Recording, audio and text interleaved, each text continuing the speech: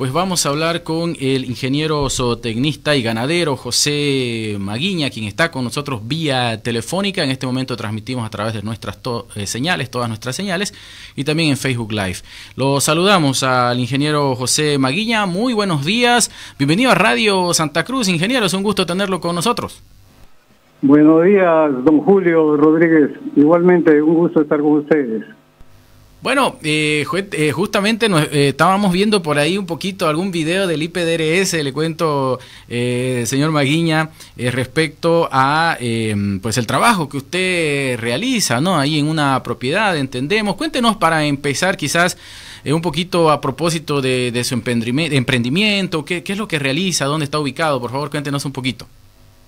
Claro que sí. Yo estoy manejando una pequeña propiedad ganadera en Pailón, muy cerca de la ciudad, 5 kilómetros, que tiene pasturas implantadas, que hemos venido trabajando hace ya casi 20 años, como un emprendimiento familiar, con una persona auxiliar como encargado en la finca, y que hemos tratado de poner dentro de ella conocimientos que la hagan sostenible, que mantenga su rentabilidad, que de alguna manera desarrolle un modelo. Y también hemos intentado, por supuesto, reforzar las relaciones locales con nuestra propia asociación de ganaderos, con los agricultores vecinos, y el emprendimiento fundamentalmente de recría y engorde de ganado en base a pastoreo, con una complementación en las épocas secas, especialmente de alimentos concentrados. Esa es básicamente nuestra actividad. Perfecto, José Maguiña con nosotros, es ingeniero zootecnista y ganadero.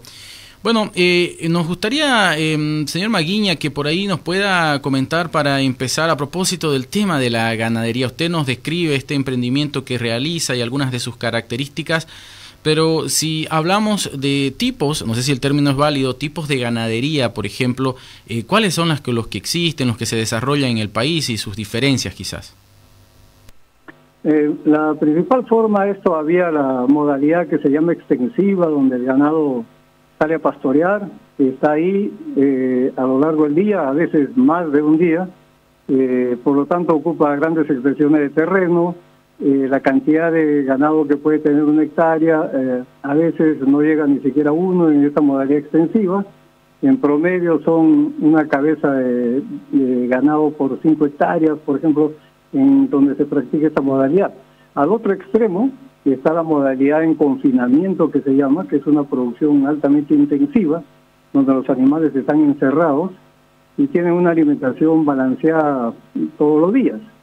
En una forma intermedia es lo que se llama la producción semi-intensiva, que combina ambas modalidades, o sea, los animales salen a pastorear y se les complementa con una mezcla de alimentos, principalmente granos y derivados de soya, al final del día o en el transcurso del día.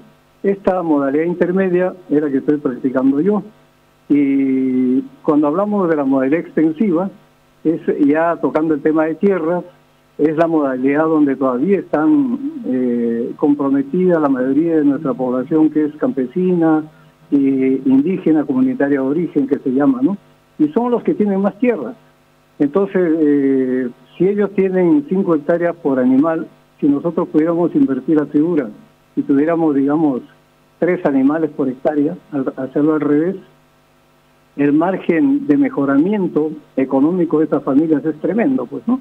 Eso es lo que básicamente estamos viendo, lo que estoy viviendo yo también con las zonas donde estoy trabajando y también con las zonas de comunidades de la Chiquitanía, tanto cruceña como chuquisaqueña, ¿no?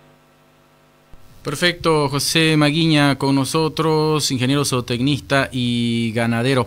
Ya que hacía referencia justamente a este tema, por ejemplo, de la cantidad de hectáreas por cabeza de ganado, esto que hace que se da fundamentalmente en la ganadería extensiva de por ahí 5 hectáreas por cabeza de ganado, ¿qué tipo de impactos quizás puede generar justamente ese tipo de ganadería, la extensiva? Bueno, uno de los primeros impactos, como se sabe aquí, porque es un tema de discusión también, es primero que es la forma en que se comienza la explotación ganadera cuando se tiene pocos recursos. Comienza principalmente con la deforestación, lamentablemente en muchos casos incluyendo quema, y lo primero que se puede poner ahí es ganadería, ¿no? Justamente la intensidad, digamos, o la cantidad de capital que se requiere para una producción de este tipo no es muy alta, y se sueltan los animales en esas praderas. Ahí hay un primer efecto negativo grande, que es la deforestación, y si es por quema es un efecto negativo aún mayor para los aspectos climatológicos. Si esto se pudiera cambiar y se pudiera, por ejemplo, producir una agricultura, una ganadería extensiva, más bien con silvicultura, o sea, combinando bosques con pasturas, ya sería un paso adelante grande, ¿no? Y es lo que se debe hacer realmente en planes de largo plazo, tipo municipal. Y eventualmente seguir avanzando con una ganadería que se intensifique más, con la incorporación de mejores pastos o mejor manejo de ganado, algunas instalaciones que también implican demanda de capital para poder hacer completo el tratamiento de la prevención sanitaria, por ejemplo, y la complementación alimentaria. Hay mucho margen de mejoramiento. Ahora, lo interesante es que esta ganadería extensiva, mire, ocupa casi más de 30 millones de hectáreas de terrenos en el país. Eso es con las últimas titulaciones que ha hecho el Instituto Nacional de Reforma Agraria para estas poblaciones comunitarias y territorios indígenas. La disponibilidad de tierras es grande y hay mucho margen para mejorar. Yo creo que este es un potencial muy grande para todo el país en lo que se refiere a generación de empleo, generación de ingresos y eventualmente generación de divisas.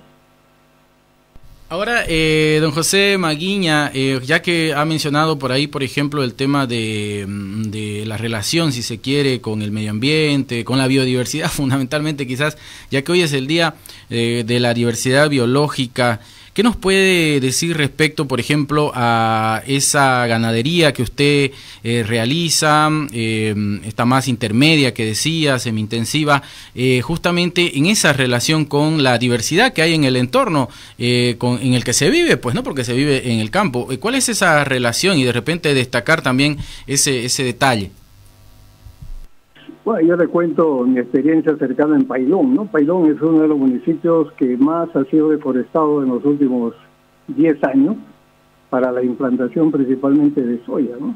No ha ido precisamente por el lado de ganadería. Y por supuesto eso ha tenido un efecto tremendo en lo que es biodiversidad, ¿qué le digo? Abandono de terreno de parte de las especies silvestres, es muy difícil localizarlos. Lo que se puede hacer es promover algunos esfuerzos que permitan establecer refugios de estos animales. Yo le doy el ejemplo mío, yo manejo 150 hectáreas, de los cuales 50 están reservadas, cercadas, eventualmente con dos fines. Uno, para hacer silvicultura cuando la sequía aprieta duro, como nos pasó en 2016, se meten los animales al bosque y ellos ramonean, como se dice, cogen las hojas de los árboles, de los suelos, y logran pasar la emergencia. Y el segundo propósito es que ahí llegan muchos animales silvestres a refugiarse, de todo tipo, ¿no? Incluso los monos que dicen que se meten por todas partes, pero ya no es fácil verlos, además de las surinas y otras especies mayores, ¿no? Las especies menores, por supuesto, proliferan, y las aves también. Pedirle a un productor que reserve un tercio de su terreno para estos fines es difícil. Yo reconozco eso, porque el otro fenómeno importante que se está dando en estas zonas que ya están bajo explotación es que el incremento del valor de la tierra. Entonces, en este momento hay un mercado de tierras muy activo, ¿no? Terrenos que valían hace 20 años, que es cuando yo compré el terreno, más o menos $650 la hectárea, ahora no se encuentran por menos de $5.000 la hectárea. Es una valorización muy rápida del terreno, que no ha ido pareja con la valorización de los productos agrícolas. El único producto agrícola que ha subido más o menos bien y que justifica la gran producción de soya es precisamente la soya, ¿no? En los últimos 3 años ha tenido un incremento de precio muy significativo, pero los que somos ganaderos tenemos el mismo precio hace ya casi 10 años, que no varía. Entonces, si queremos separar parte del terreno para preservar un ambiente ecológico favorable para la biodiversidad y al mismo tiempo mantener niveles de ingresos adecuados, se nos torna un poco difícil, ¿no? Muy bien, estamos en este espacio que llevamos adelante en Radio Santa Cruz, justamente en coordinación con el IPDRS, y hablamos del tema tierra, el tema territorio fundamentalmente, en este caso desde la perspectiva ganadera, si se quiere, con José Maguilla, ingeniero zootecnista y ganadero. ¿Qué nos puede decir quizás a propósito de la pequeña ganadería, señor Maguiña? ¿Qué problemas atraviesa? ¿Cómo se desarrolla quizás la pequeña ganadería en nuestro país?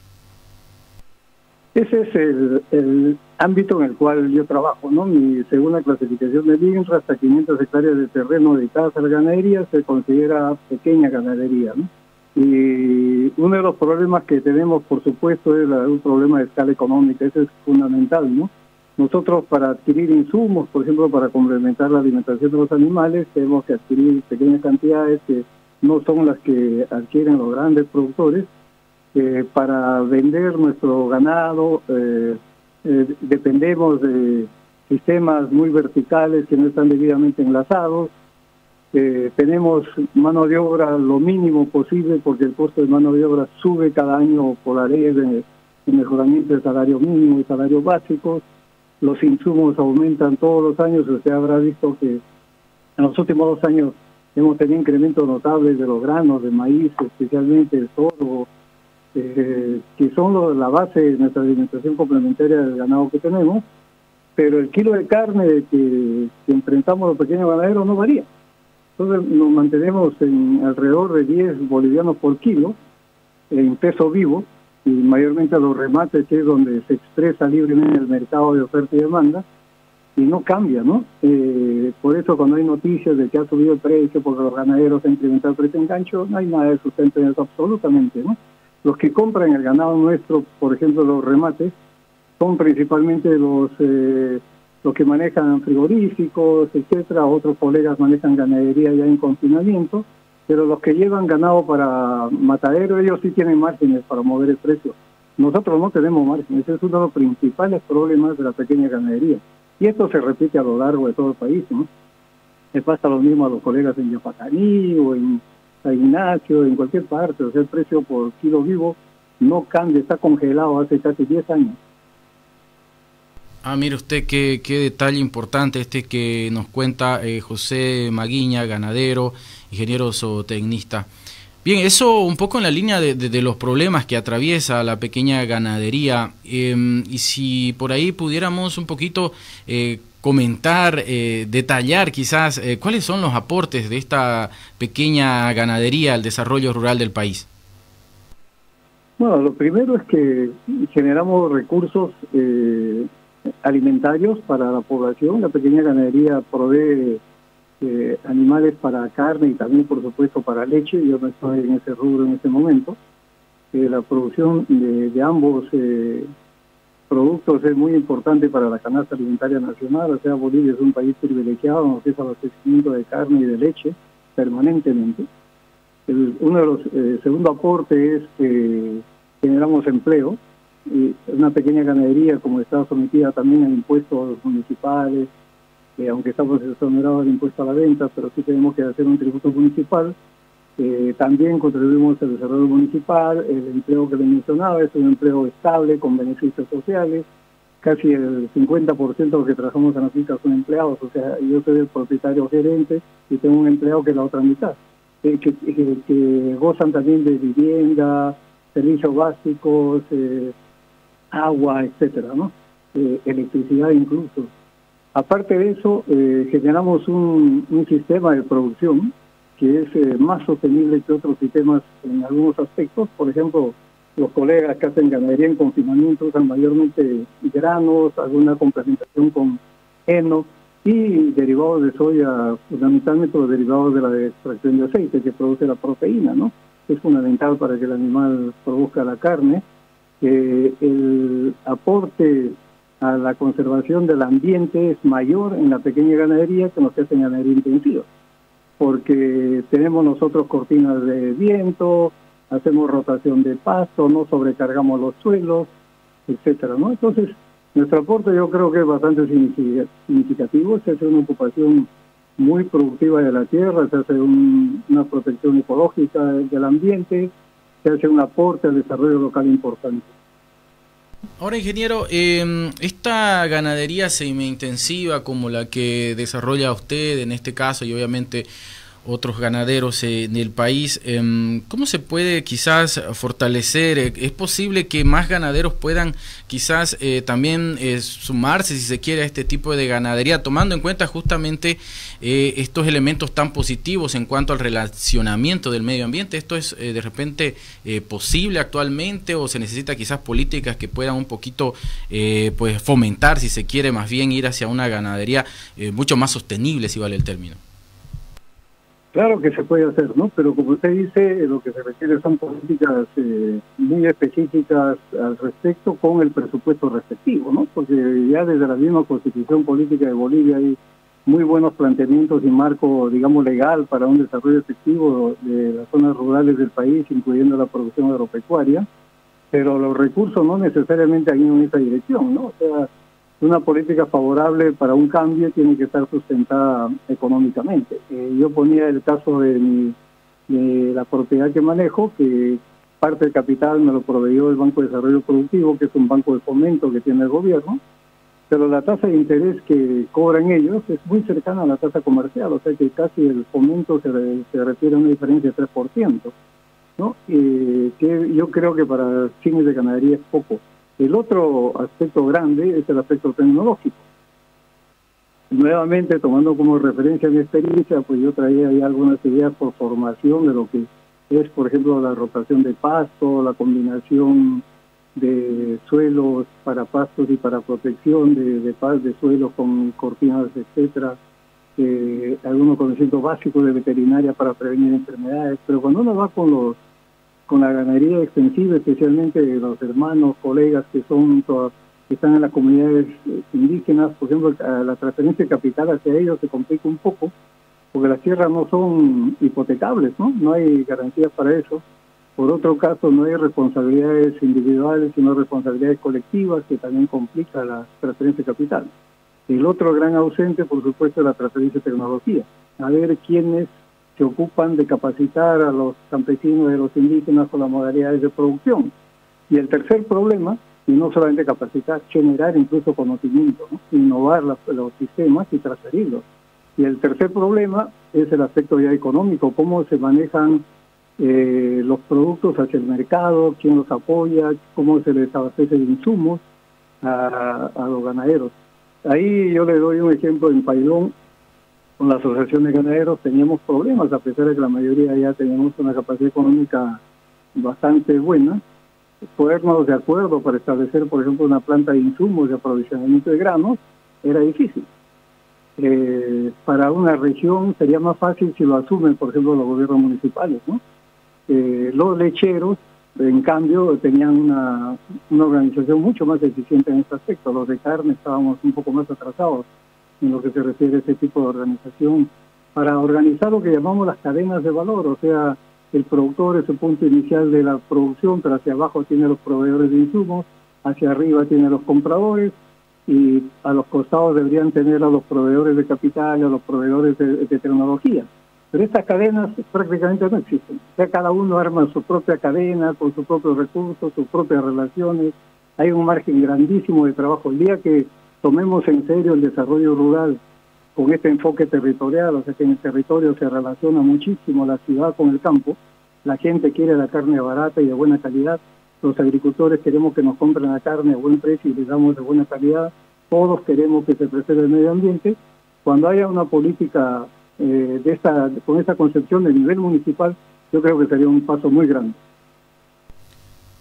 Perfecto, señor Maguiña, le agradecemos mucho el contacto telefónico, estos datos importantes que nos da a propósito de la ganadería, el tema tierra. Algo de repente para concluir, por favor, adelante. Sí, don Julio, que se dé cuenta la población boliviana que el recurso tierra en el planeta es lo único que existe y no se puede producir. La tierra es lo que tenemos. El único país que todavía tiene tierras fiscales en América Latina es Bolivia. Es un país privilegiado. Es un recurso muy valioso, por eso que hay que administrarlo con la mayor eficiencia posible. Yo creo que la ganadería tiene un rol importante ahí, también para la conservación del medio ambiente, porque el ganado digiere fibras, no compite con los humanos, no es monogástrico como las aves o los cerdos, tiene esa gran ventaja. El metano que produce el ganado, que es muy vituperiado por los conservadores ecológicos, se disuelve a lo largo de 5 a 8 años, no queda en el ambiente como el CO2, entonces nos puede dar un aporte muy importante para el desarrollo de Bolivia, solamente eso. Perfecto, le agradecemos mucho José Maguiña y bueno, esperamos poder conversar en otro momento con usted sobre estos temas que tienen que ver con la ganadería. Muchas gracias. Por nada, Julio, un afectuoso saludo.